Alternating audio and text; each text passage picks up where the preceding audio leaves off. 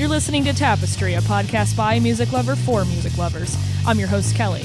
Music is a thread that weaves a course throughout our lives. Join me on a journey to unravel that thread and bring you the stories behind what inspires musicians to create.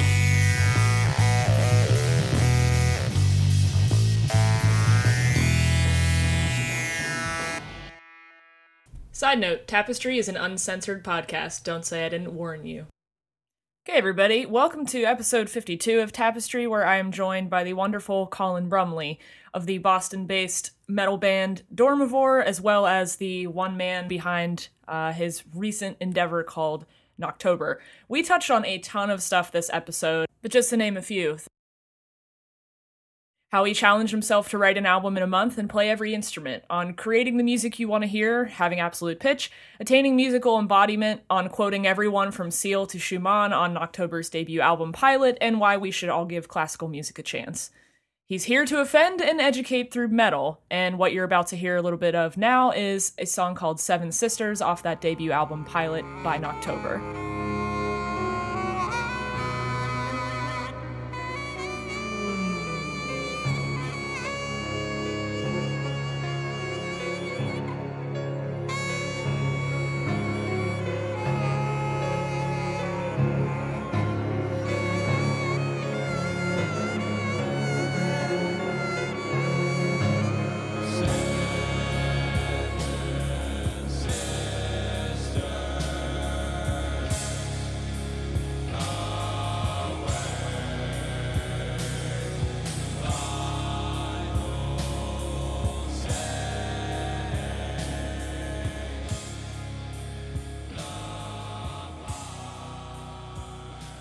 All right on time. So, Colin Brumley, thank you for joining me. That's pretty crazy that you've been listening to a lot of episodes, so now this is all live. You're here. You got to do it on the fly, and no take backsies. So, no, welcome to the show. Thanks for being on. And as I like to start off usually, why don't you go ahead and introduce yourself and give me a little bit about like your musical history and your upbringing. Sure. So thanks again for having me. I've been studying all week, watching the last 5 or 6 episodes, so I came on and didn't sound too much like a doofus here. But my name's Colin Brumley. I'm a musician here in Boston, born and raised in the Boston area. I play guitar for Dormivore. That's a band right here in the city. And I also, this past summer, because of lockdown, it's a long story, but we'll get to it, I started a one-man band project called Noctobre, where one-man band. I played all the instruments on a doom metal album release there. So I'm in a couple of bands here in Boston. I kind of have a long, varied musical upbringing. I guess it all started back when I was probably 4 or 5. I started taking formal piano lessons. And then basically every couple of years ever after that, I picked up a new instrument just because I love learning about music and how it all works. So piano when I was 5, and then drums when I was about 7. And then saxophone in 5th grade when we all picked up a school instrument. I picked saxophone, which was a lot of fun. A couple of years after that, I took up bass, and then I started playing guitar around 18. And I ran out of new things, so I took up singing. About 2 years ago, I started taking vocal lessons with a friend of mine. So a little bit of everything, kind of a mixed bag growing up. That's not the usual answer I get, which 7 instruments did you play? But we're kindred spirits there, because I think I played 6 at one point. I guess if you handed me one, I could still play some of them, but I can relate to the I'm bored of this one, I got to start another one now. So, well, I hear you've been accomplishing yourself as a drummer too, because when we were setting up for this podcast, I had drumsticks literally falling out of my desk here. Yeah. I got excited. I could hear it. I was like, oh, I would know that sound anywhere, because I'm self-taught, so of course I'm still in the stage where I'm like, yeah, I'm dropping sticks way more than I should be, but. Yeah, I mean, when you play 7 instruments, you surely go through a phase of total love and hate with 1 or 2 or 4 at a time. I mean, I know I did that. I don't know what your experiences have been like with feeling do you have one that's your core instrument and the rest are just add-ons? Yeah, I feel like if I introduce myself at a party or something, I identify as a guitarist. Yeah, you're I laughing because identify we're as a talking about guitarist. parties right now. Yeah, I feel like I'm a guitarist. That's like my spirit instrument. Okay. I had the most formal training on saxophone just because that's what I did in middle school and high school and taking private lessons and like, district auditions, stuff like that. So sax and guitar are kind of the go-to, if I had to like do a battle in real time with somebody, those would be the two I'd Mm, pull out first. yeah. Now, I want to break the fourth wall here and say to listeners too, the way I got in touch with Colin was because he and I were both part of the curriculum this year from the MIT heavy metal class. And I know we can talk for hours about that, but I did go back and watch just about all of your lecture, and your class with that was more on like, I think it was called the guts of heavy metal, but you focused a lot, like an absolute lot on music theory. And so I'll have more questions about this later, but how did you start getting into that more kind of analytical side of music? Like, did you start off with the expressive side and then kind of lean towards that? Or did you always have an interest in it? Well, it was funny because I went to Northeastern down the road from. I started off studying music technology, and my time with music before that, playing sax in the middle and high school wind ensembles and trying out for districts, stuff like that. I had a pretty good understanding of how music worked, right? Just because I had played so many different types of it, and that's kind of who I was in my class. I was like the sax guy. Everybody knew me as the sax guy. But the funny thing was that I didn't know any music theory, oddly enough. So I was a very literal musician. Like I could play sheet music fine, but I didn't know how it worked. I wasn't writing music. So I get to my first day of college where it was a Wednesday 8 a.m. class and it was music theory 1. And I'm sitting there, I'm like, and maybe this doesn't sound too humble, but I'm sitting there like, well, music theory is like, does it really matter? Like, what is it? It's like, I've done all this without, but then I equate it to, it's like if you became a doctor and you didn't know that cells were a thing. It was like I was a musician who didn't know how music theory worked. So the doors freshman year in that music theory 1 class got blown off. I was blown away by this whole world that I'm like, oh my God, it all makes sense. And it was kind of just the curriculum and just falling in love with all the homework assignments. I was really nerdy about it. I just took such a profound admiration to music theory, and I really just ate it up from that very first day. So it was a lot of my college curriculum at Northeastern that got that started. Well, yeah, and if I recall from your lecture, you did your capstone project at Northeastern on like the harmonic schemes in metal. So yeah, I think it's safe to say you're pretty much a big music theory nerd. Yeah, what ended up happening is I got into metal really probably my sophomore year of college. I started a little bit later. And what happened was, in music theory in colleges, you study classical music, but I love classical music too, and jazz and everything in between, but I'm really a metal guy. And I'm sitting here towards the end of college thinking, well, how come nobody takes metal seriously? Why don't people do music theory analysis of heavy metal? It was really disheartening. So for my senior capstone, that's exactly what I did, is I did kind of a classical theoretical approach to how metal works, how it's written, why it sounds the way it does, and why different subgenres sound the way they do. And I did a capstone project where I took a whole bunch of metal songs and looked at the chord progressions, broke it down into some really nerdy pie charts, and really got into the weeds of it. But that was really a goal of mine towards the end of college was, we talk about classical in theory, but hey, what about metal? That's a great genre of music too, so let's do that. Right.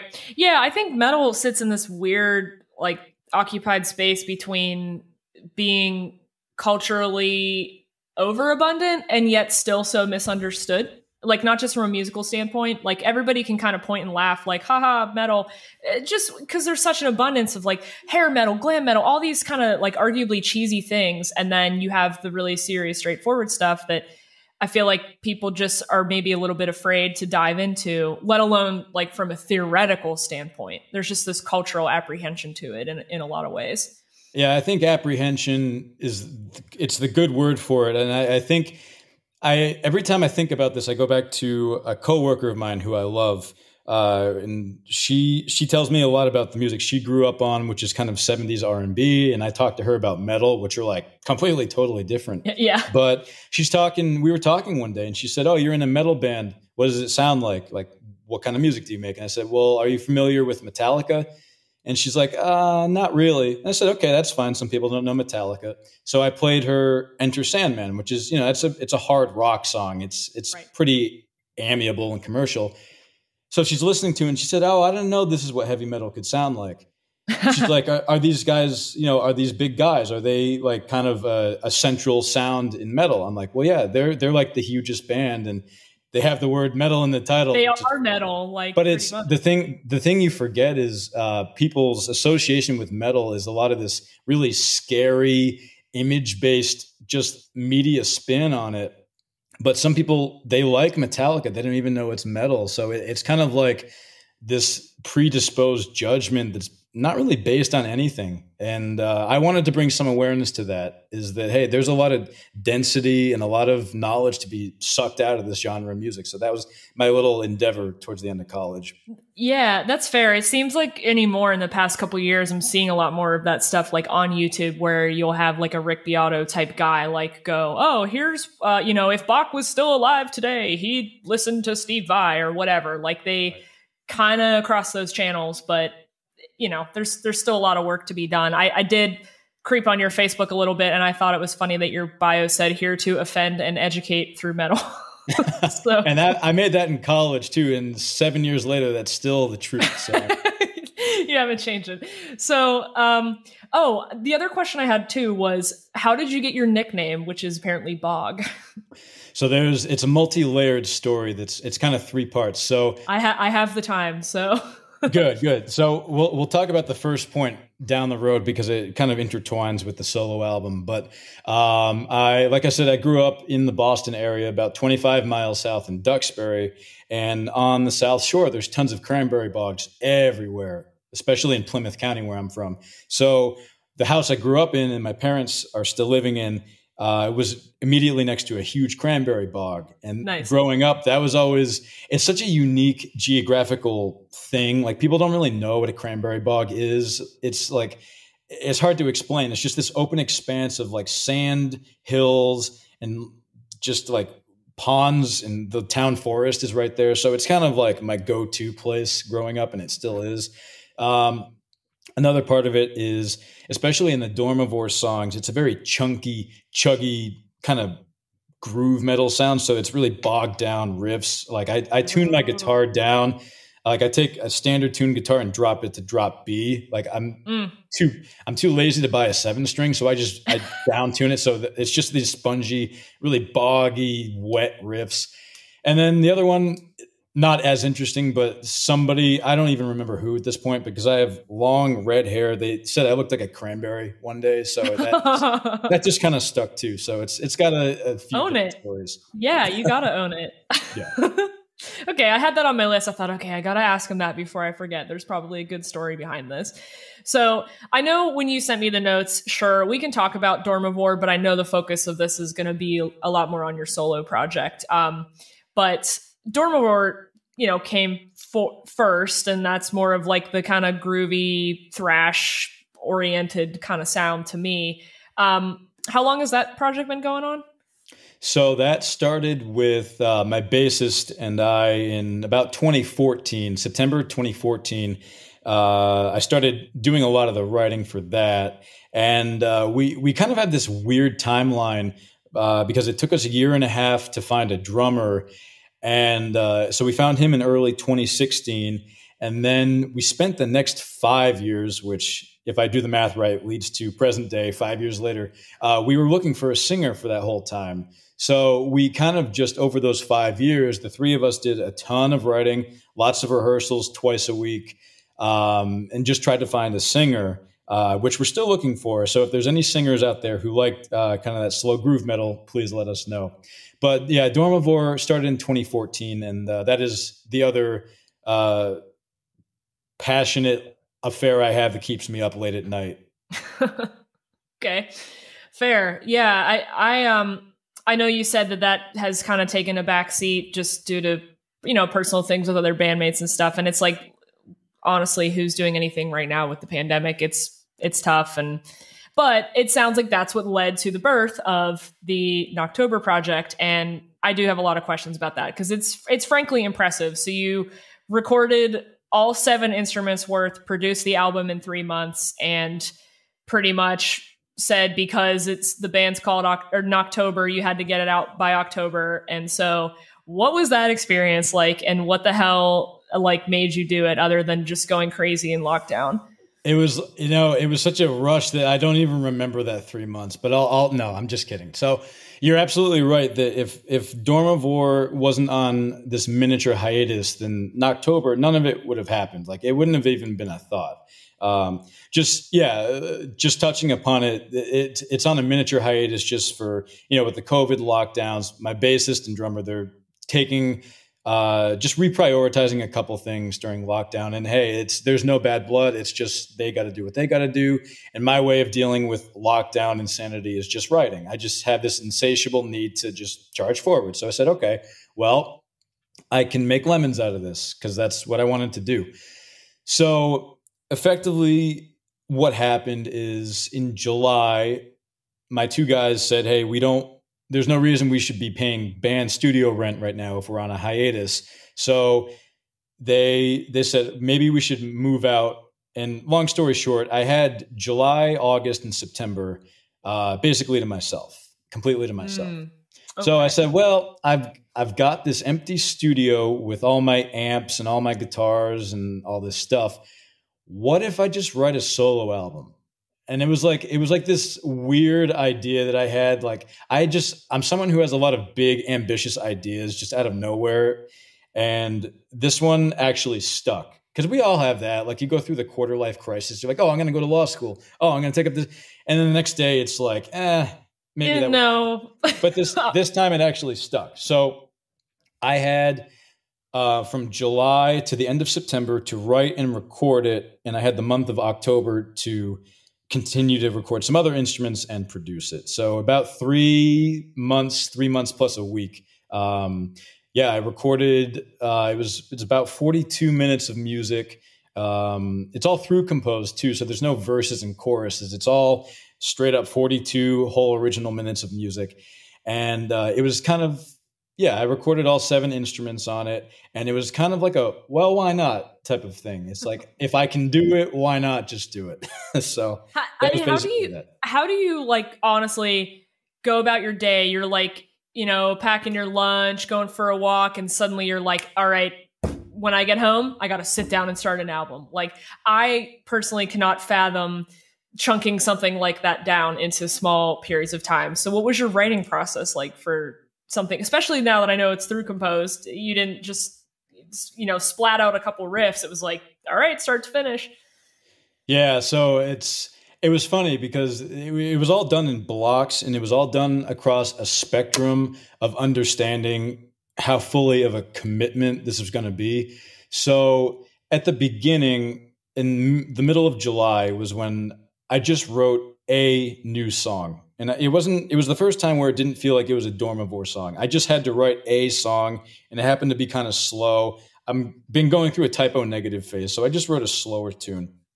So the first month was, well, what if I started a new band that kind of sounds like this one song? And then a couple days would go by, and then I'd write another song, and it's like, hey, these two, maybe they could maybe be linked, not really, maybe-ish. And then, okay, and then a few days go by.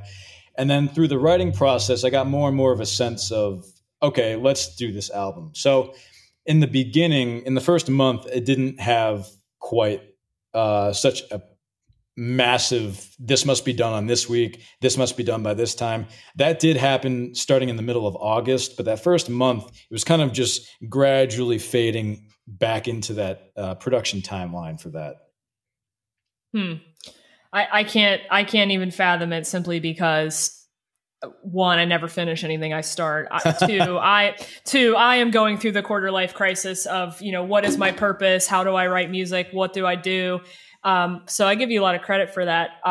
One of the notes you gave me that I was really intrigued by was you said that you used the crappy drum set you got when you were 7 and an old keyboard from like preteen years. Like, I love that you kept them around. Like, they were just waiting to have this purpose in your life.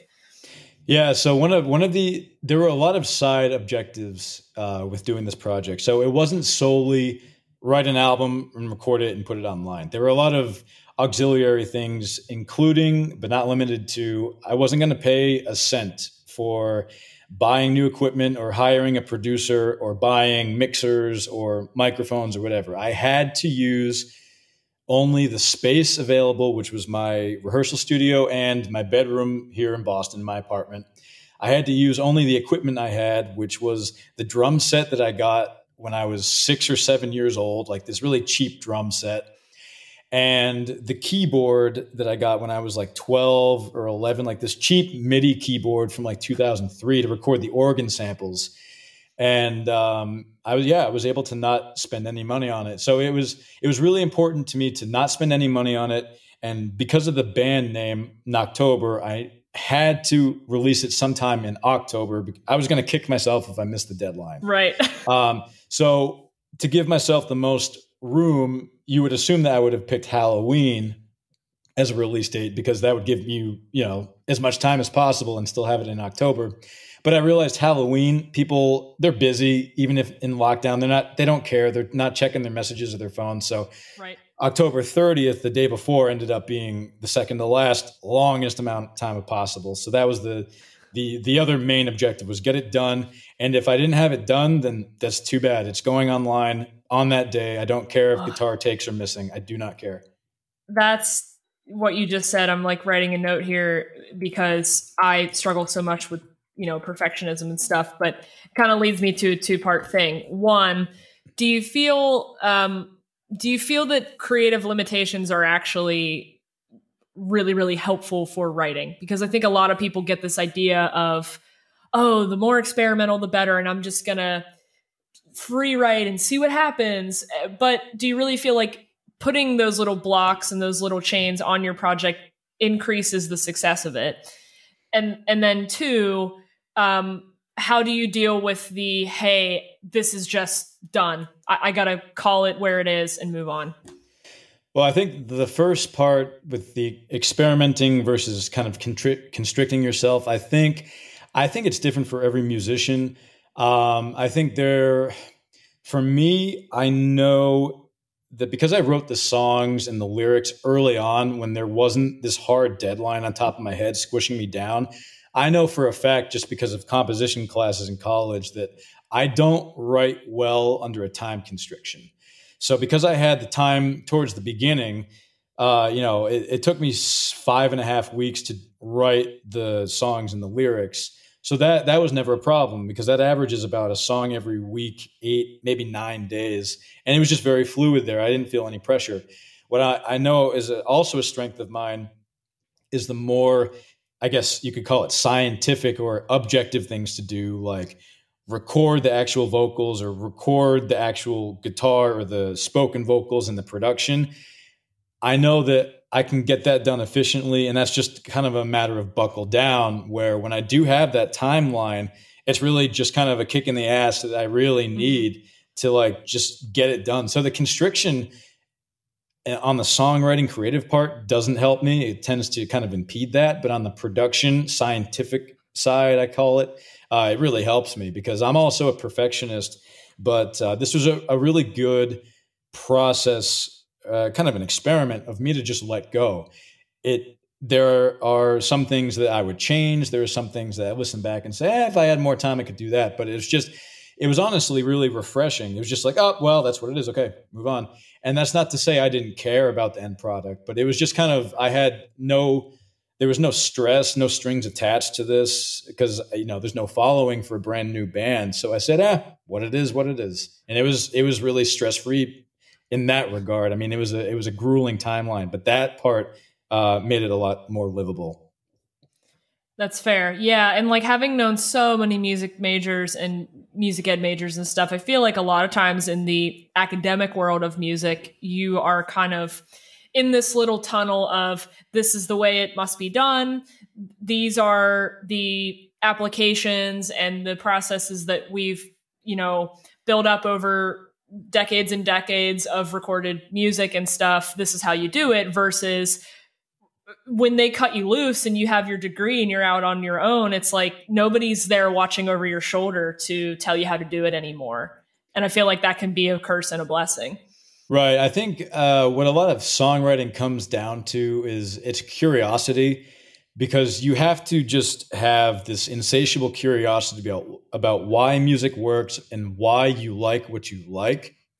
And then it's also kind of on musicians to take that curiosity and find different inspirations and influences that aren't usually blended. And that's not something you can learn in an academic situation, because it's usually a lot of classical composing that you're taught and taught how to analyze. So if you don't have that mindset of kind of creating your own voice, then it might take a little bit longer, just because you don't have that hand holding of, well, what if you mix this band and this band? And that's another thing. You don't write in the style of bands in college. It's all classical oriented. So what you have to do is have a strength of applying the classical world as an analog to modern rock or metal music or modern indie hip hop, whatever you want to call it. Mm-hmm. Yeah. And I like that on this little solo album. It does kind of sound like psychedelic stuff in some parts. It sounds like doom in some parts. Like I can definitely hear the Type O influence. And it's funny you say that. I've been going through a Type O negative phase as well lately, like literally this past week. That's all I've listened to pretty much. But it's funny how those things like kind of come and go throughout your life. And then you sit down to work on something and you're like, oh, there it is. I see it. I see this transformation it's made on me. And maybe you like kind of open the door and welcome it in, or you have to push it away. Well, the interesting thing with this is Dormivore, I wrote the tunes not with myself doing vocals in mind. I always kind of pictured, like, if I could have Chris Cornell or Lane Staley, God rest them, if I could have one of them, I always wanted this wicked, bluesy, kind of this like angelic, high tenor, like rock kind of vocals. So those are the lyrics that I wrote. And the problem we had been having finding a singer is my bassist Dave and I from Dormivore, we took it upon ourselves to do the vocals for that band. But the difficulty we ran into is that the lyrics and the vocals weren't written for our ranges necessarily, just because I have a little bit lower of a range. And so what Noctobre was, it was really me finding Type O negative only a matter of like a couple of years ago. And I heard Pete Steele and I said, holy shit, there's a low voice guy and it works well in metal, which you don't always find, because metal is like, it's this like rockin', like high tenor dude, like energetic. But it was an identity crisis I had for years as a singer, trying to do it in a rock or metal band. And I finally just like all the lights went on at like the same time. I said, oh my God. So Noctobre, I kind of wrote the music around my voice in a way where that was something that Dormivore didn't have for me. It wasn't welcoming to my vocal style. That was a guitar oriented band. Like the music really fit the guitar riffs, but Noctobre is really shaped kind of in this gothic, low end baritone, doomy vocal, Pete Steele inspired kind of thing. So it was interesting forming a band around guitar and then vocals and how they manifest differences in music. It was cool to see. Yeah, it sounds like you've kind of followed the path towards expressing your own authenticity in music, which I think for a lot of people is difficult. They maybe feel like swayed toward, oh, if I want to be commercially successful, I need to sound like this, or I need to add this influence or that influence. And it can take many of us years to really find our true sound and figure out what to do with that. Yeah, I think, and that just takes time. I think it's a trial and error thing, and you begin to learn what your strengths are. And I wouldn't use the word weaknesses, but maybe not what doesn't inspire you as much. And it's kind of the mother of what the hell is the sound? Necessity is the mother of invention. I'm glad you're here to save me and make me sound smart. Yeah. It's kind of like the longer you struggle with an identity crisis, it seems like the more unique of a conclusion musicians come to. Because I was listening to Type O earlier today, just having dinner an hour ago, and I had it on shuffle. And some of their early stuff is they're a thrash band. They have like these Slayer kind of sounding songs. I'm like, Yeah. and like you can just tell that Pete's like screaming his lungs out, but it's like there's something removed. Like you can tell that he didn't pour himself into it, that he didn't feel authentic. And I think for him, it was New York in the 80s. Like, you got to be fast, you got to be loud, or like nobody cares. But I think he probably went through a ton of identity crises, and he just said, well, let me just record what I want. And now he has like 10-minute songs about making love to this ghost lady at night who doesn't exist and who disappears. And like, that's cool. So it's like the shittier it is that you're like stuck with like these influences you're trying to get out, I think people end up being very creative in those situations. Yeah, they probably feel up against the wall. I mean, I'm going through that now as I try to write stuff. I was like, well, I listen to metal mostly, so I must want to write metal. And it's like, that's not always true. Like, sometimes your voice kind of finds a way out. I do have a couple questions about kind of the concept or anything like more than just the structure of this crazy one-man album you had. It is kind of psychedelic in some parts. So how did you approach the lyric writing, and was there a theme you wanted to get out when you sat down, or did you just kind of go as you went along? Well, it was funny. When I started writing the songs, I had no idea what this band or project was going to turn into. I'm always writing, so I just wrote these. But after so there's 6 tracks and there's like 4 like songs, I guess. There's like a overture-ish thing, and there's kind of this experimental vocal choral fantasia thing. But the 4 main songs that make up the bulk of it, I wrote the songs, and I didn't have in my mind while writing them that I wanted this to turn into a concept album. That came kind of in like, I don't know, the 6th week of the 3-month period, where I was just listening to them, and I came up with the idea for one song that's basically this album condensed to a 10-minute song. I said, well, wait a minute, but what if I stretch out this and put this over here? So I wrote the songs, and then 2-3 weeks later, I figured out that I was going to turn this into a concept album. And it's unique because I've written small concept groups of songs, like 3 or 4 miniature concept things for Dormivore. And those were usually written knowing that ahead of time, but this time it wasn't. So it was interesting to link them together lyrically, but they weren't necessarily musically. And I think one of the pitfalls of concept mentality writing is the songs can sometimes end up being too similar because you're trying to thread them together. So this actually kind of saved me, not knowing ahead of time that I had 4 distinctly sounding different songs. And that really made it, I think, for a much more interesting textural change throughout. Yeah.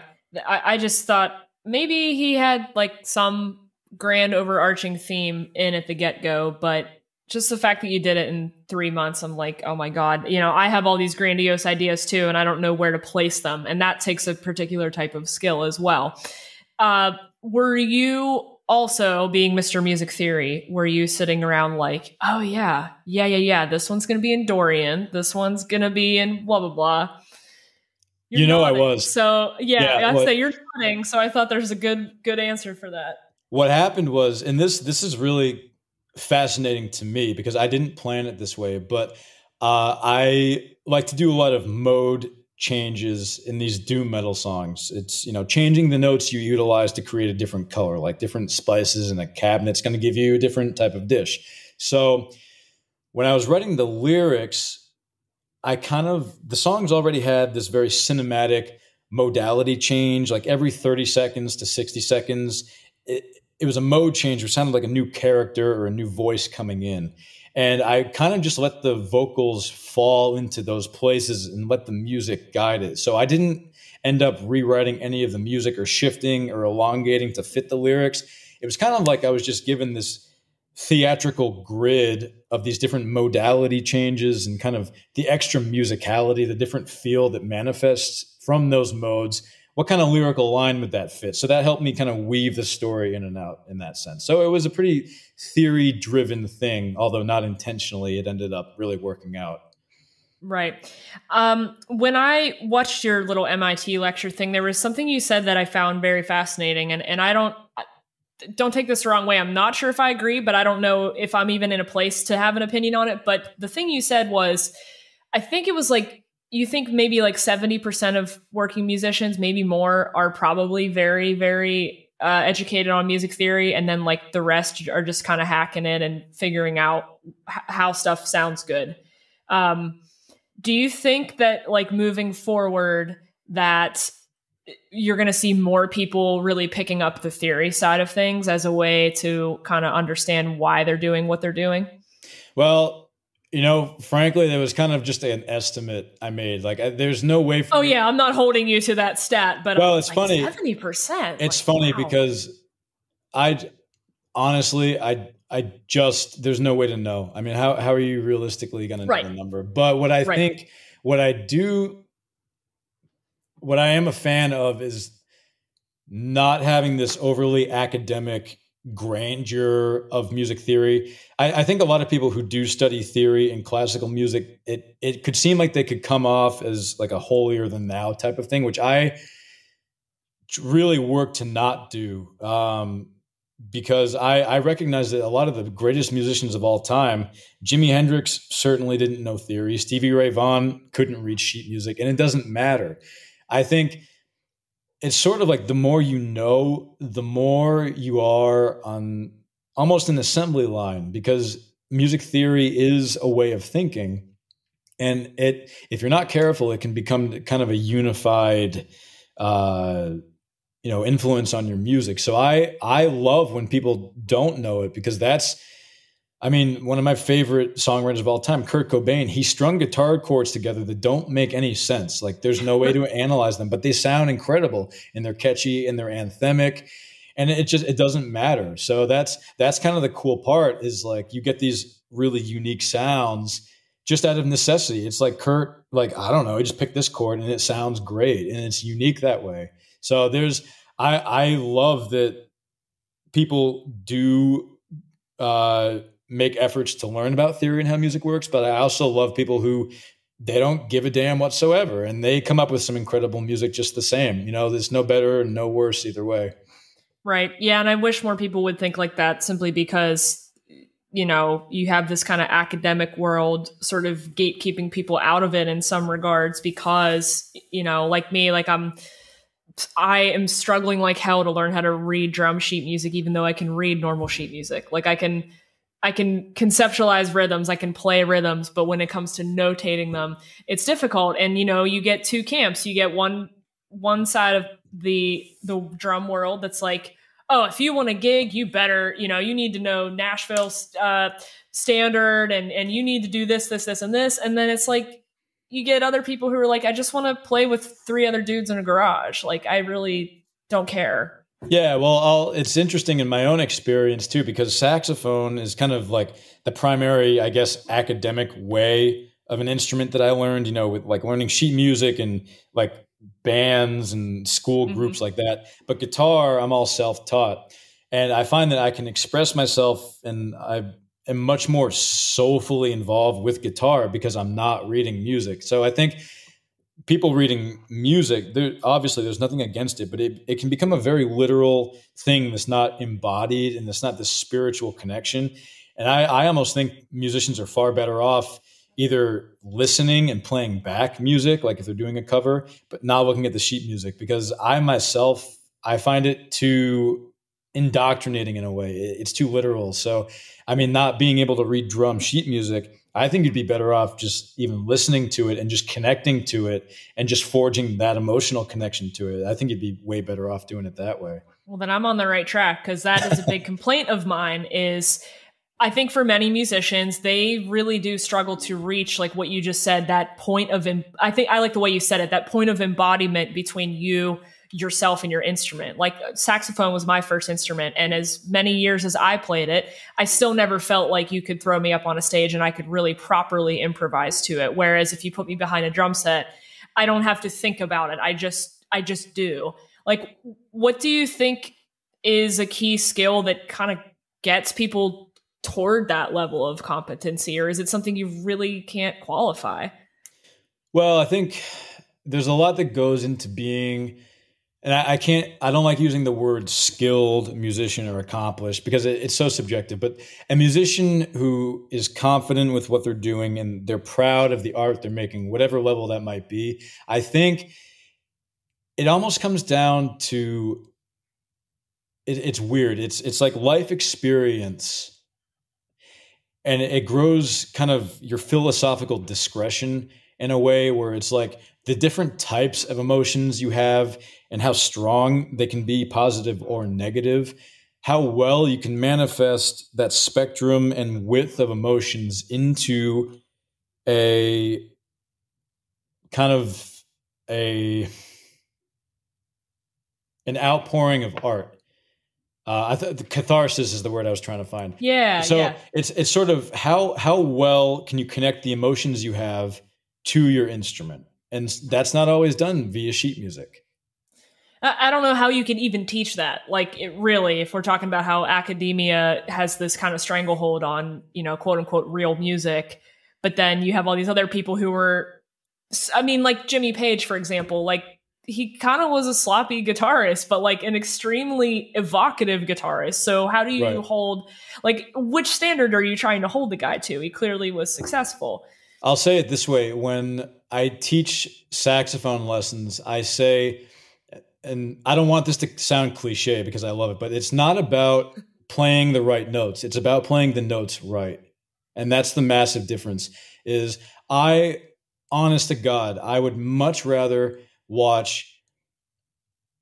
I go to O'Brien's here in Boston and I watch a doom band. Just they're out of tune. The drummer's out of time. The bassist he's missing a string. And the singer, they're all just hauling ass. Like they're pouring themselves into it. They have a pure artistic catharsis. I don't care if it's clean vocals, harsh vocals.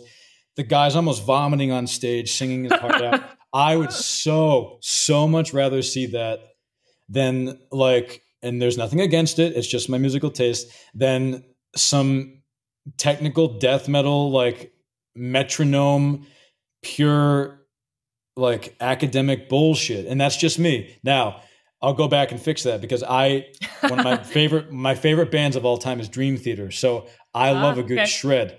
But on a Friday night at Great Scott, am I going to see the Doom band or am I going to go see the technical death band? I'm going to see that band with the bassist who hasn't changed his strings for 5 years. So, that's the way that's why my own music, I'm not interested necessarily in this kind of virtuosic playing. It's very obvious that I don't do shreddy things because it's not what interests me. And that's fine. I don't think there's anything. I think it's incredibly admirable seeing all these musicians here in Boston, all these people who can shred and they can do these incredible drum things. And I love it. It's so inspiring, but it's just my own taste. I would much rather watch this purely cathartic, extremely just this caveman energy, just this primal energy. It's so much more interesting to me. That's so well said. I will say, though, before we leave the topic of Dream Theater, I'm so happy that I can now pull out a stat at any party thanks to your lecture, knowing that Dream Theater is one of the only modern bands that tends to use the Locrian mode. So thanks for that. Yes, Now, speaking of musical preferences, I meant to make a note at the beginning. I was listening to one of your recent podcast episodes, and I didn't know that you're a huge fan of "Kiss from a Rose," that song. Yes. Oh my God. Yes. Wow. I have a teaser for you. We'll answer this wherever you deem fit in the last minute or two. One of the tracks on my solo album has something very in common with "Kiss from a Rose." Oh God, wow, you're putting me on the spot now.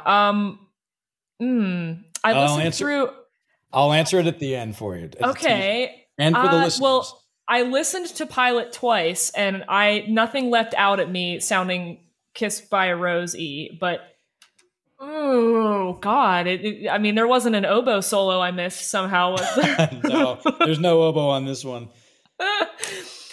Okay. Wow. Damn. I like getting questioned on my own podcast. It keeps things fresh because sometimes I'm sitting here, dropping a barrage of deep personal questions, and I like to have them sent back at me. Okay. I'm excited to hear what you answer because I'm not quite sure. Was there a part on the solo album, I swear to God, were you doing like, it almost sounded like Mongolian throat singing or something. It definitely there was like a really, really low droning vocal part that was super cool. Those vocals had to be done first thing on weekend mornings because they were the only. Well, it's also funny because by chance, I get pretty bad fall allergies, like September and October. I'm usually allergic to them. So when I get allergies, my voice drops like a fifth, like a half octave. So those notes are not really all that reachable. Well, the couple of notes that start off the pilot track, that's one of the lowest notes I have, but it might not carry. It's like an extremely low note. They like the mic can barely pick it up. So I had to find a day. I had to find a day where I woke up, I had all this phlegm, and I just like did this wicked low singing that can really only happen at that volume that the mic can pick up maybe 4 months out of the year. And I happened to be in that perfect fall time. But those weren't extended techniques. They were regular notes I can hit every day. It was just a matter of finding days where they were loud enough to get picked up without a bunch of microphone hiss behind it. I was like, whoa, okay, that's pretty interesting. Like super down there, but now that you explain, like you really wrote that album around your vocal range and not for anything else, that does make sense. I have a silly question now that I read it to myself. But the more you talk about catharsis and, kind of like that being your personal preference, this is kind of the equivalent of asking a person why their favorite color is green. But what role does music play in your life? Like, why is it the art that you choose to make? I think it tends to help make sense of a lot of things in life. Typically, what I've found, especially in this last year of lockdown, is that music writing especially is really my way of making sense of things that maybe are frustrating, maybe they're out of my control, maybe I don't understand as much as I'd like to.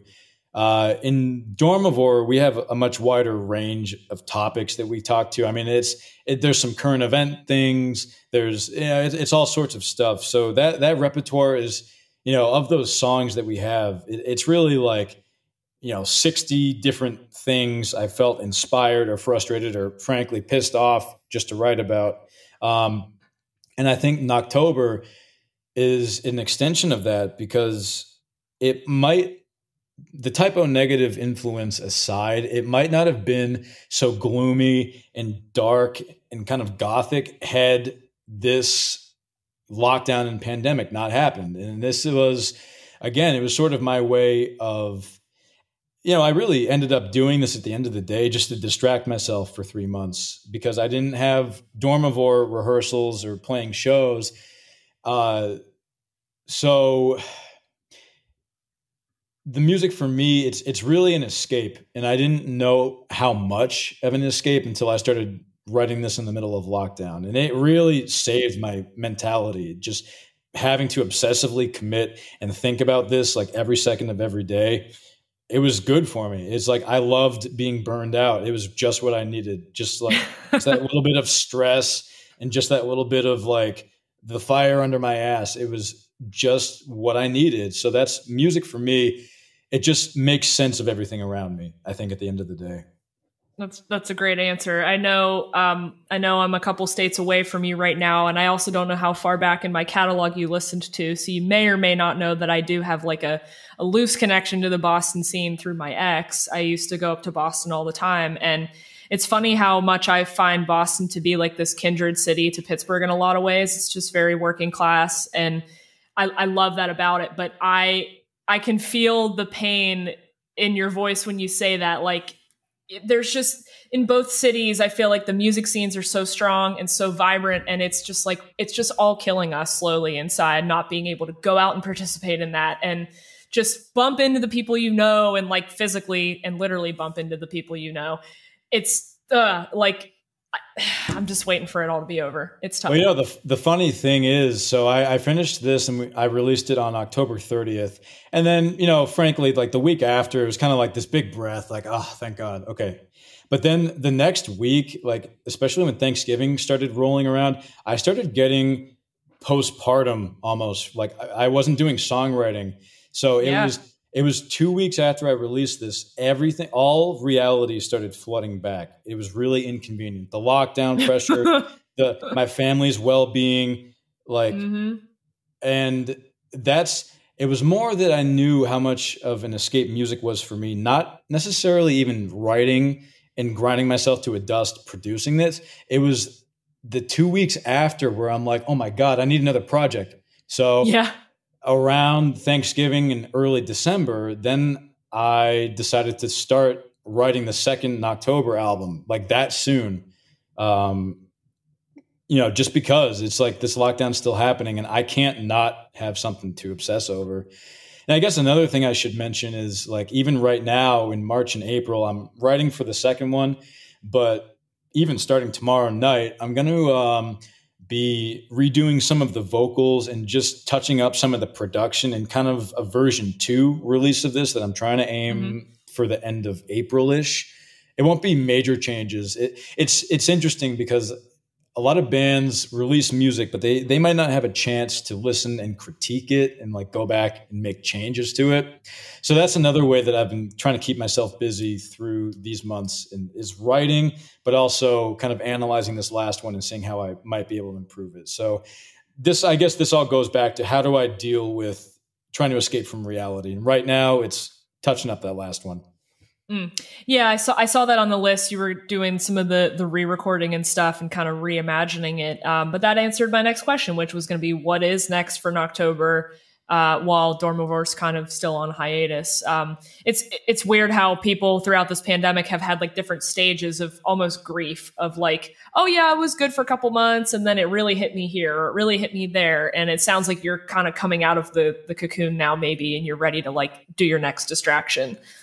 Yeah, it was. I mean, it's a bunch of personal stuff that we don't have to get into. But there were like a week of a particular couple of months that were just like. I mean, we all had our low points. They just all happened at different times. But one of my kind of shitty ones was right around my birthday, which is early August, and August is really like the beef of writing all this music. So it's kind of like. The shittier time I had with the lockdown, the more productive I was. You know, it's like, it's always this inverse thing. So yeah, early August was bad. Just my birthday. I mean, I'm grateful to be alive, but you know, your quarantine birthday sucked. Yeah. So yeah. I turned 30 in October and I was like, big old fucking cool. Can't do anything. Great. Guess I'll try again next year. I'm 31. We'll have to make up double for it next year then. I know. I mean, I seriously, I had said it on a couple episodes earlier. Like, I had wanted to, for months, plan to like literally pay bands to play for my 30th birthday and have a couple local bands and just, you know, pay my photographer friends. And I mean, I was looking forward to it so much, and then whatever. But hey, you know, you're right. We'll make up for it next year. Right. This is a question I haven't really asked, but it occurred to me. Have you ever had, you know, performing live or in a lesson or anything, have you ever had like a really transformative moment with music where you just had like this, there it is thing? Let me think. I think the most transformative influence I had on my music was one of my composition professors at Northeastern, Doug Durant. And I don't want to sidebar if you were looking for a particular performance, but his music theory classes that I had 2 music theory classes with him and 1 composition class. And I don't even know the right word, but he was like this mad scientist of composition and music theory and how music works. And it was just amazing. It was like the difference the way I was able to look at and listen to and write and hear music was like the difference of medieval to modern medicine. It would be like if we're still doing surgeries with like rusty knives by candlelight when the sun is exactly this angle. It was just this. It's hard to explain, but it's basically what we did is the first theory class I had with him was form and analysis, where we looked at one of Gustav Mahler's symphonies. And classical music is a really great way to learn how music works because it's just really dense and there's a lot of stuff to pull apart. And he took this incredibly dense music and made it so clear and philosophical, but yet obtainable, that now when I listen to any music, no matter how chaotic or crazy it might be, I can always distill really the pure essence of what the composer or the performer or the writer was trying to do. And what you take from that as a songwriter is you reverse engineer that. You take your core idea and then you build your layers and your motifs and your motivic development and your intersong quotes, and you're going back and doing it that way. So he had no idea I was a metal songwriter, I think, at Northeastern, but he really was a huge influence on my writing. So that definitely stands out probably as number one. I usually have it on my list to ask like who your influences are in your life, not just musically. I mean, your list of influences is pretty varied. You mentioned Type O, obviously, Pink Floyd, Alice in Chains, Dream Theater, Metallica. I mean, a lot of different stuff. But, I think a lot of people find influence or just inspiration in like really weird places. And you got to give a shout out to all those insanely good teachers who like get you on the path you want to go for the rest of your life. Oh yeah. They're like one in a million. I guess outside of academia, I really, and this sounds wicked nerdy and like a douchey Boston thing to say, but one of my huge idols is Tom Brady. Like I look up to him. I won't hold it just against you. No, that's all right. Are you a Steelers fan? Is that why you're laughing at me? No.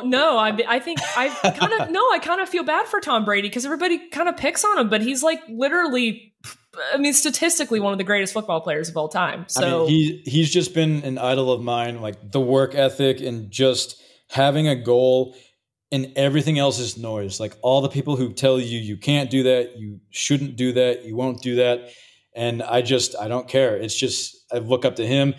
Musically, I really look up to James Hetfield and Jerry Cantrell. Like those are my two dudes.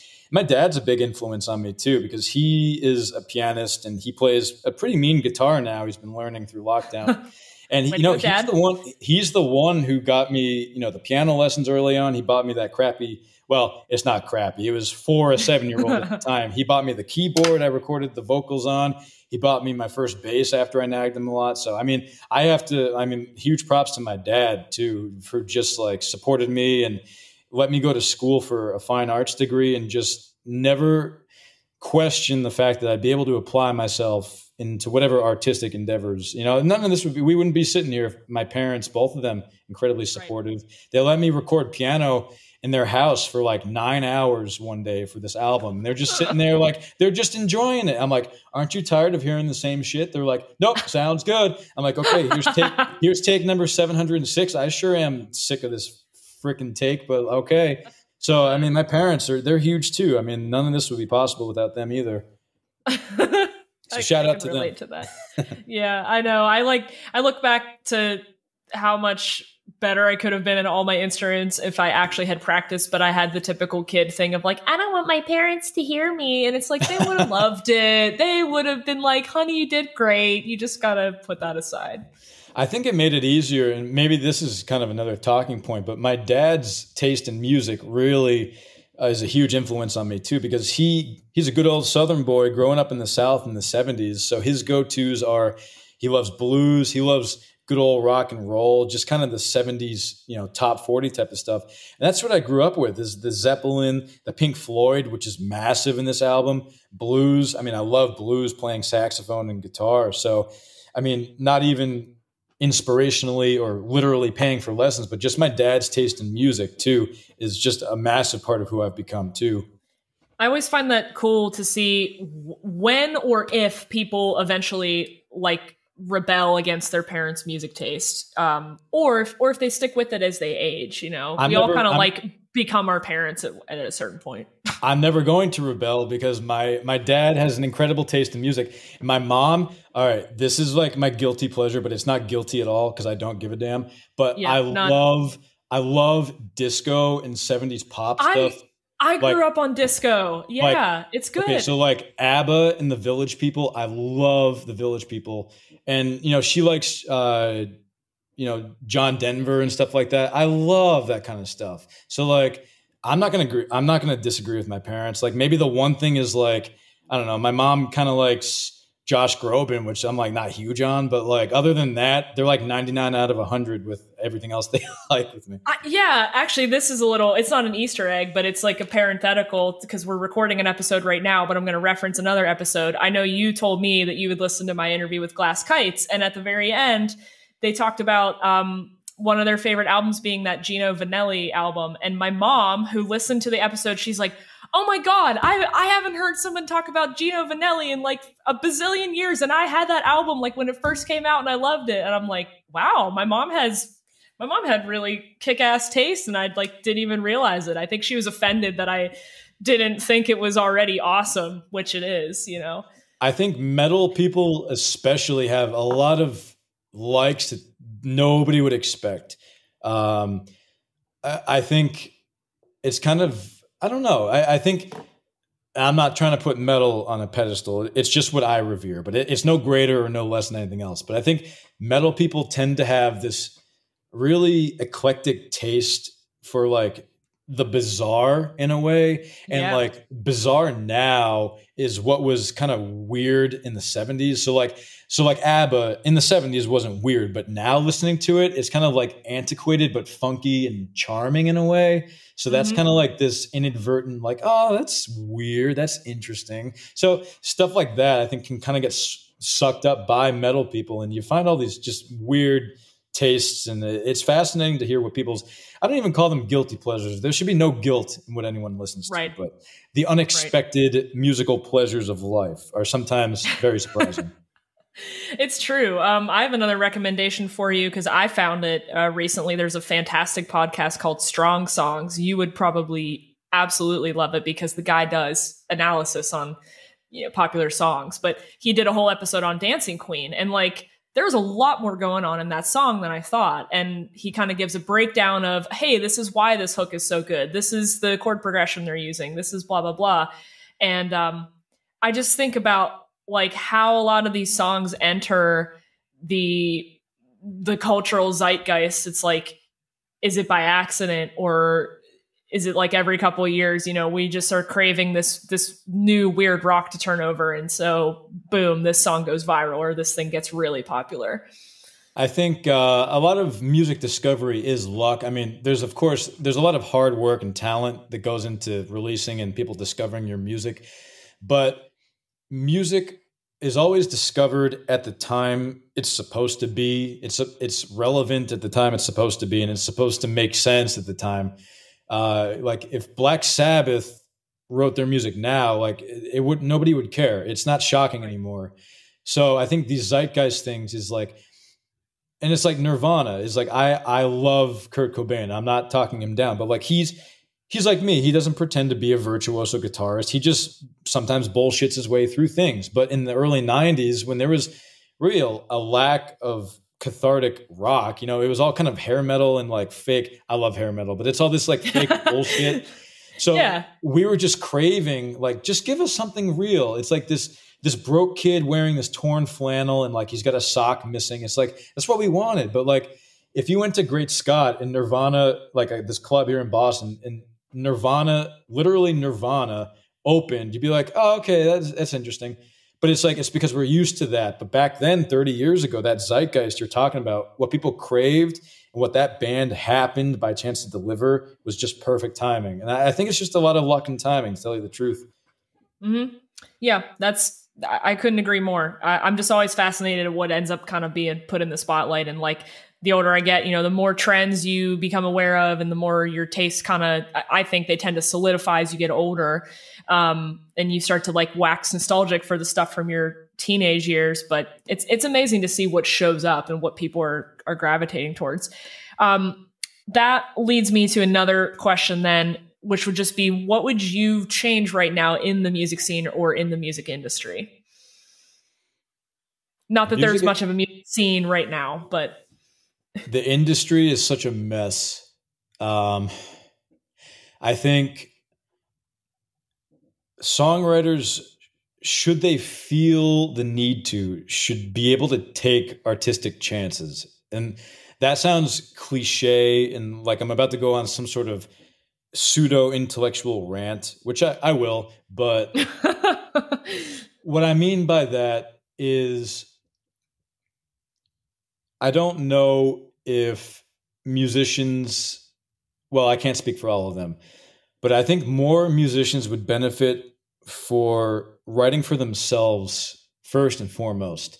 What I mean by that is write the music that they want to listen to with no commercial goal. Now, of course I get it. Like, you want to make music off your money. I'm not trying to sound ignorant, but even if it's not for your primary band, like if you have a solo project or a side thing or just like a secret thing, and you just write the music you want to listen to, which for me is basically Pete Steele singing Alice in Chains. Right. That's just, that doesn't exist. So I had to write it for myself to listen to.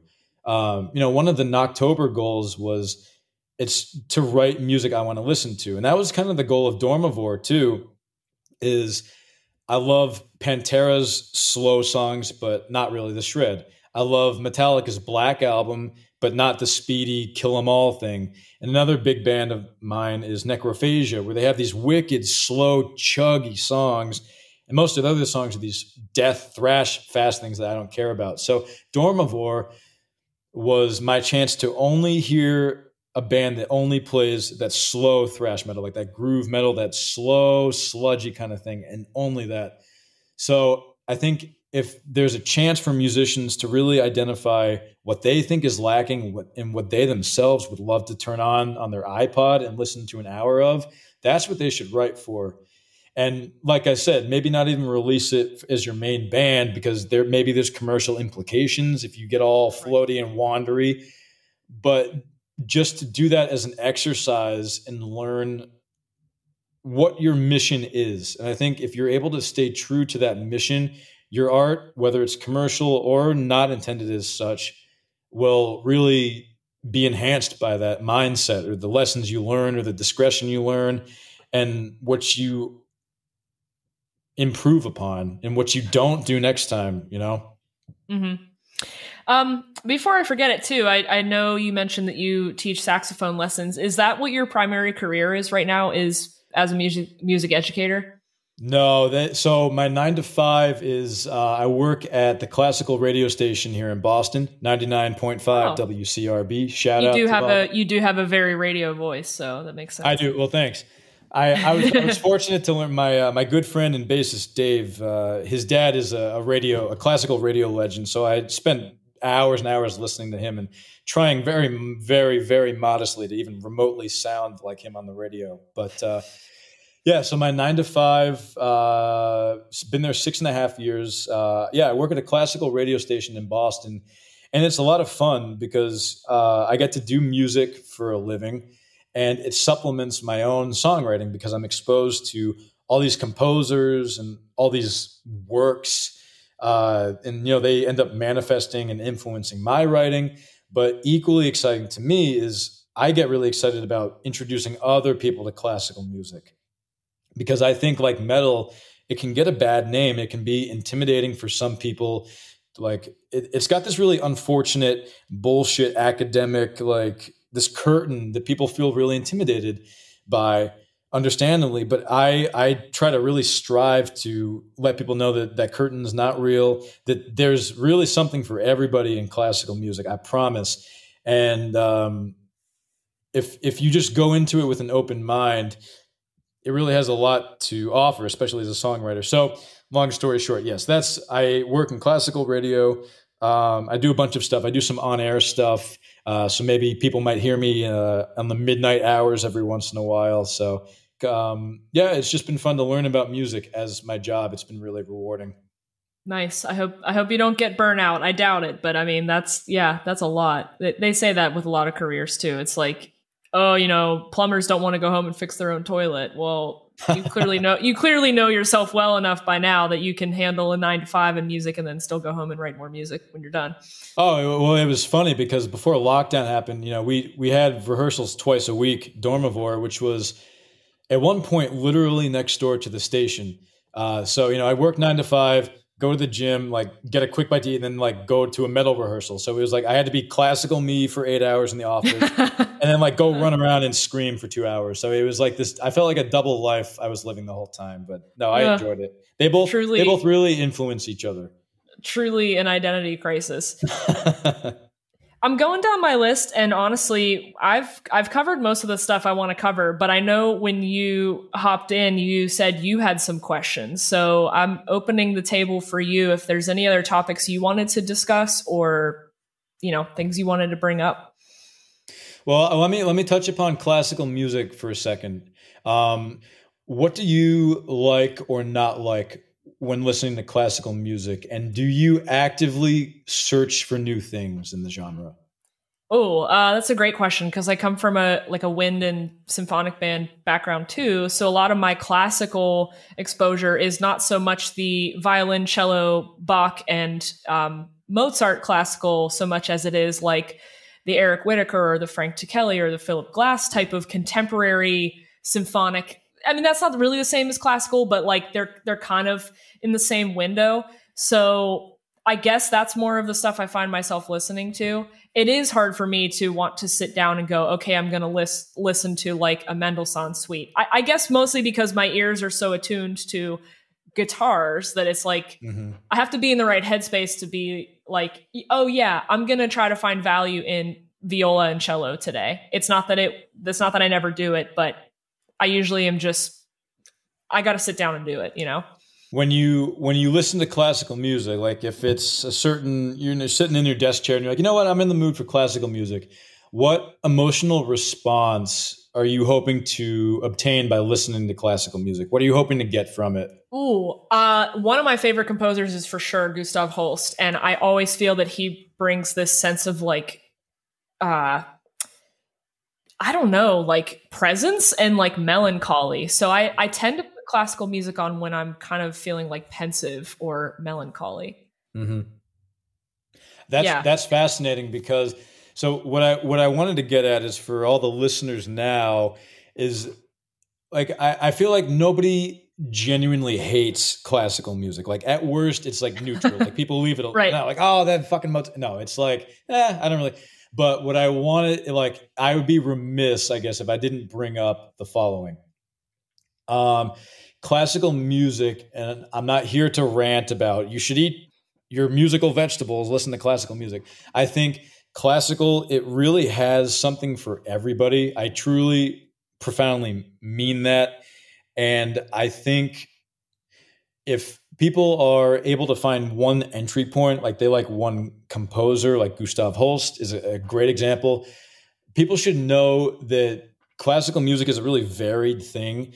It's like, for all intents and purposes, it's like 800-ish years of music, everything from like a solo lute or a fife or something to like a symphony of literally 1,000 musicians across 800 years. So classical music, people tend to think of just kind of like dusty Baroque concertos like Vivaldi and Bach, but that's not true. A lot of like, if you look at 1820-ish and onward, there's a lot of incredible stuff for everyone that's very experimental and floaty and not so boxed in. So what I'm getting at is if people, and especially songwriters, deserve to do this, if they know they like the style of one composer, there's always at least one other composer that they sound like. So you link those two, and then this third one will sound kind of like him. And then you link to that one, but then he eventually doesn't sound like the first one, but that's okay. So now you like three. And then this starts exponentially webbing out, and they all begin to connect one way or the other. So I think if people are patient enough to find the one entry point and just stay patient with it and find who are the contemporaries or who else is from that country, because countries kind of have a sound in classical music. Yeah. That will help inspire them, I think, to make it a little bit less daunting. And then I really think classical music is great for songwriters developing different tone colors, different form lengths, different styles, different phrase lengths, different modes. We were talking about scales and modes earlier. It opens the door wide open. And I think classical music should be given a chance, just like metal, because they both, understandably, they're a little intimidating at first, but I promise the water's fine for both of them. Yeah, no, that's a great observation, because I was thinking of a piece in my head as you were talking. I'm gonna get his name wrong, but it's that I think he's maybe Polish, Smetana or whatever. Was he the guy? He wrote the thing about the river, the Moldau. Smetana, yeah. He was a Czech composer. Yeah, and like I know program music was very, very popular back then. I mean, the fact that like Stravinsky's Rite of Spring caused a fucking riot was like wild to modern listeners now, but all that type of like extremely graphic and image-based music, like trying to evoke those feelings, I don't see why that wouldn't have an analog to modern music today, because so many songwriters today are trying to kind of put you in a place with their music, and it's like they were doing the same thing 200 years ago, just with different instruments. Yeah, what we really have. Well, I mean, they had more to work with, because most rock music is, you know, bass guitar, vocals, and drums. And that's usually it. Yeah, what we really have to thank for is Beethoven really changing that, because before him, if you look at the classical repertoire, there weren't programmatic, like you said, names for things. It was Bach's. Well, Bach isn't a good example, but Vivaldi's Concerto for Two Violins, RV 361. Like, that's not a sexy title, but Beethoven he changed the course of music on his head, taking it from the classical era of classical music, classical being like the overarching umbrella, the classical period, to the next period, Romanticism. Then you start to get actual titles like Beethoven's Moonlight Sonata, Schumann's Scenes from Childhood, you know. So, and you're right, those images evoked, I think those tend to make classical music much more accessible too, because like, are you going to listen to, you know, Dvorak's New World Symphony, which is about the pilgrims coming over and hanging out? Or are you going to listen to Karl Stammetz's Symphony in G minor, Opus 35? Like, no one cares. So I think that's why I mentioned like the 1810, 1820, like right after Beethoven's time, that forward, I think is really worth kind of diving into in a way. I guess I should also mention that I quoted Schumann in the opening track of the One Man Project, the piano that fades in. That was a Schumann piece. It was from Schumann's Scenes from Childhood, and it was the dreaming movement. So I thought that was pretty appropriate to have the main character kind of fall asleep and float away into this dream concept album through this Schumann piece. So that was a little bit of fun little nod to that. I can understand why Dream Theater's your favorite band, because that sounded pretty Scenes from a Memory to me. Just classical. You know, a quick story about that. My Dave, who's my bassist in Dormivore, and he was producing this with and kind of for me. I recorded that walk around intro track at my parents' place, and I recorded like 3 minutes of walking around. He's like, dude, this walking around is way too fucking long. Have you heard the Dream Theater, like Scenes from a Memory? He takes 3 steps. I'm like, all right. So he just cut like 2.5 minutes of walking. It was way too much. So I thank God I had Dave's discretion for that. Wow, nothing like a good friend being like, dude, this sucks. You don't need it. Well, I've worked with, I mean, he's my best friend. I've worked with him for so long. And actually, Noctobre's the only and first band I've played in since 2009 that he hasn't been in, which is really weird. But he was the producer for this. So because I know him so well and he was the producer on this, I just blindly trust him, which, like, if he says to do something, I'm like, okay. And that helped with you know, the timeline and the deadlines. But I digress. Yeah, he alleviated everyone from having to hear 2 extra minutes of walking around my parents' living room. It was cool sound design though. Like, it was a nice way to introduce the listener to an album. You know, it was a fun experiment, because I've never done Foley sound effects or speaking voiceovers on an album before. So it was like I said earlier, it was writing what I wanted to listen to, and I just wanted to experiment, you know, what would this sound like? And that's what I did. I mean, we've talked about Typo Negative a million times in this interview, but I mean, like, October Rust has so many moments like that, where it's just like those little weird, like 13-second, spoken word things, or just like Pete mumbling about something. And I find them so effective as interludes because every track is just a little bit different and it kind of takes you from place to place. It is. It lets their meta shine through too. They're really a very sarcastic band. If you think about it, they write their incredibly dark artistic songs like Haunted. I love Haunted, but the severity and the gravity well that song makes all their other quote unquote normal sounding songs they sound sarcastic, like Girlfriend's Girlfriend. Like it's a normal sounding tune, but because they do it, and it's like it's got these weird interludes and like weird stupid shit. It lightens it up to such another level of like playfulness and like that meta of screwing around. And it's like they get so low, but they get so high, and that's what they want to take you for a ride. Yeah, and then you have stuff like "Be My Druidess," and I'm like, did they really just say that the lyric I thought they said right there? I mean, it's been a wild trip, like kind of experiencing that band for the first time, and I always come into stuff so late, so it's just like crazy to think that Pete Steele's been dead for 10 years now, and like they'll never make another album and blah blah blah. Like I always find this stuff so late, but it's kind of like what you said earlier, music kind of finds you when it's ready to, or it kind of comes into the spotlight when it's ready to. And I don't know, maybe it was time. Yeah, I mean, I hear that. I'm always stuck in the 90s. Like I'm a huge grunge fanboy. Like I don't know if you can see right now, but I have 3 Alice in Chains posters up, 3 Pearl Jam posters, an X-Files poster, 2 Nirvana posters. I mean, like it is 1993 in my bedroom and in my life. It's okay. So like I am 30 years behind everything. So you're much better off than I am. Trust me. That's fair. I'm kind of looking at the time. I want to start to wrap things up. But again, are there other questions you have or anything else you want to bring up that I didn't get to touch on? Because you probably are the first person who's approached me and said, "Oh, I have questions." So I'm like, great. Let me think. I don't think I do. I think we did a good job of. Oh, I guess I should mention kind of the plans for Noctobre moving forward.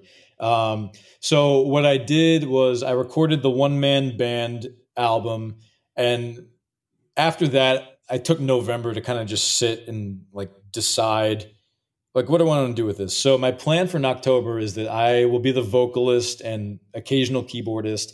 I found a bassist who I'm working with that I really love what he's been contributing, and he plays fretless bass, which is really cool. It's very psychedelic. Nice. So we're trying to get a lineup ready for that. So when the lockdown's over, we'll be able to get a rehearsal space, get some shows together. And in an ideal situation, Dormivore, my other band, will also be up and running. So it's like I got the two, rehearsing with both, writing for both, playing shows for both, and they're going to be this kind of symbiotic breathing organism. And I guess speaking of which too, I do, between the two bands, I started writing songs that kind of intertwine with each other's storylines and miniature concept albums. Oh, that's cool. Yeah, so I like that. The long title that Basin has, kind of this very experimental choral piece that has like no time signature, no meters, no nothing. That's actually, it was a Dormivore song that I repurposed, where one of the characters in the Noctobre album gets killed off and sucked through this non-conscious void membrane and is falling through, and it reappears kind of in the Dormivore world. So that's kind of a unique thing, is like I've got these two bands kind of morphing and bleeding together. And even I'm working on the second Noctobre album, which is about a killer scarecrow, and there's going to be some more because why not? Membrane voiding back and forth into that. Yeah, the first Noctobre album, it was about a dream gone terribly wrong, and the second Noctobre one is about a killer scarecrow. So that's what lockdown has done. Okay, to me. Fair. Yeah, that's quite a transformation. Have you? Are you an Elder Scrolls fan? I know of them, but I haven't done much with them. Okay, all right. Then I'm gonna skip my last point. There's a part in some of the DLC for Skyrim that involves like this weird like warping between worlds, and there's like this cursed library thing, and you're like getting sucked through this member. It's kind of cool. Like, I feel like there needs to be an album about it. And I'll just write it, but I got to get. You should first. Write it from the drums up. So I guess, and the dream stuff, that's always been fascinating to me. Like sleep paralysis, psychology, and philosophy, kind of those three mixed together a ton in Dormivore. Like even the name Dormivore, Latin suffix and prefix for sleep eater, like something that feasts off people's sleep. It's a character we created in that band. And he lurks from song to song and just kind of floats around from band to band too. So that dream thing, like getting sucked out of your dream, I don't know why. It's just, I find it so fascinating. So that's been one of the metas of a lot of these songs too. It's just kind of that sleep paralysis, nightmare kind of thing. It's been fun. It's locked down. What can I tell you?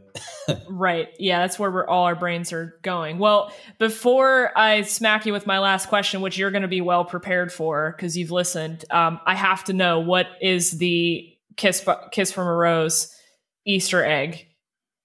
So what I realized, and I didn't even realize this until I think last night or this afternoon, I listened to you talking about Kiss from a Rose, which is an incredible song. Now, it's not an Easter egg. Like I didn't write this into it, and this is purely coincidental. But I think perhaps one of the reasons why you might like it so much, and maybe why I like it so much, is okay. So, Kiss from a Rose, similar to the fourth track off my Noctobre album, Tempest is the name of that track.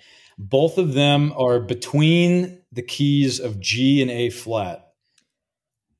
And another thing, they both utilize, I'll not sound so esoteric in a minute. They both utilize bimodalism, which means they both use Dorian and Mixolydian in one musical phrase together. So if you listen to Kiss from a Rose, the first part of the melody, I'm like humming it in my head. Yeah, that's a minor or a Dorian set of notes. That it turns into a major, well, really a Mixolydian phrase at the end. So it's bimodal. It's in G Dorian and G Mixolydian at the same time, just like Tempest is.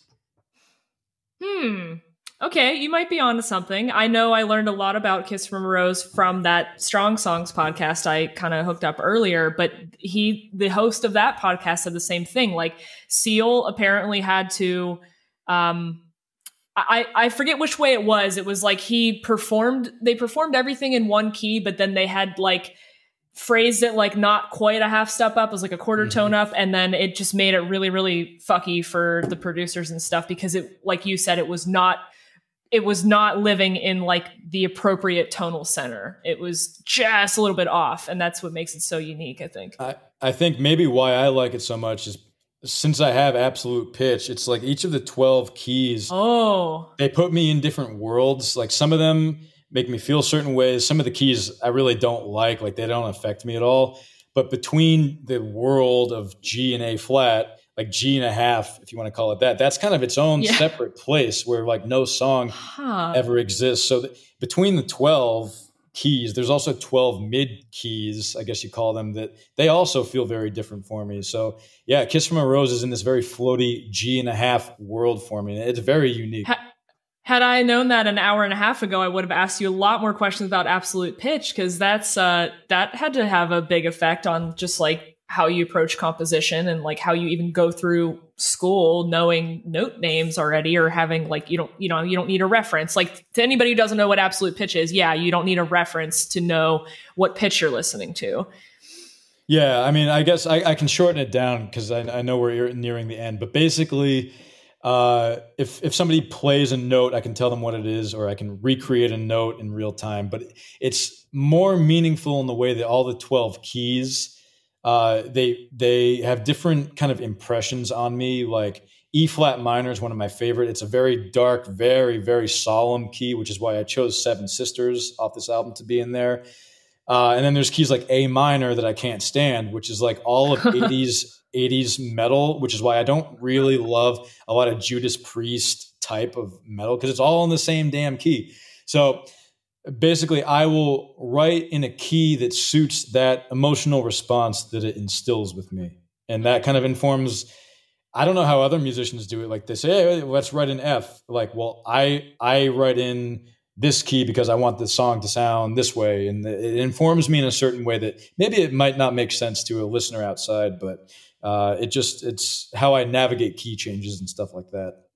Well, it's probably the musical equivalent of like people with synesthesia where they're like, oh yeah, Tuesday is orange. So I like Tuesday the best because orange is my favorite color. I mean, it holds no relevance to anybody but the person who has it, just like yourself. Like I've talked about this on other episodes, but Jacob Collier is, obviously he's so big right now and the dude's just like a prodigy, but he has absolute pitch. And he's like, yeah, it's great until you can't go anywhere in the world because you're like, oh shit, that bell's ringing in E flat. And like, I can't unhear it. I just, it is. And then that note makes me feel a certain way and there's nothing I can do about it. So yeah, it's nice. I can learn songs in real time pretty quick too. It's very, very useful. Like all my ear training and classes in college where I just kick back, I guess. I made some friends. Yeah, nap time.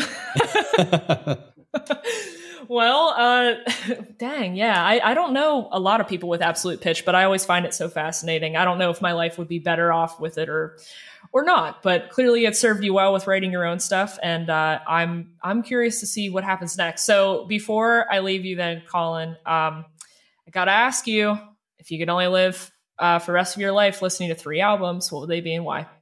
That's oh my God, that question, like, that's such a mean question to ask. No, I know. I've thought about this, and I went for kind of the utility answer because it would be easy to answer like my favorite 3 albums, but I took it on the spin of like if I was stuck on a stupid island, what diversity would I seek? So that's kind of how I went about picking. So I'd have to have Pink Floyd's Dark Side of the Moon. I would have to have a metal album, which is Dream Theater's Live at Budokan, which was from 2004. Because they take you for a ride, and it's like 3 hours of music. So if you're stuck with an album, it might as well be a long, long album. And then I got my rock, I got my metal, and I need a classical album. So what I would want with me is the pianist Catherine Katuski, her recording of Claude Debussy's Piano Preludes. And that is, now, by the way, Debussy's Piano Preludes are what I would recommend to anybody who wants to get into classical music for a number of reasons. But just you read my mind. I was like, should I listen to that? Well, the elevator 10-second spiel of Debussy's Piano Preludes, there's a ton of them. They're all really short. And he's a composer based off Impressionism. So he paints a picture with everything he writes. So there's a very distinct image that he wants you to experience. And it's this very transformative, whisk you away for a couple of minutes type of composer. Very ethereal, very wishy-washy, not stucky or Baroque or dusty at all. Debussy, Piano Preludes, Catherine Katuski. I love that recording so much.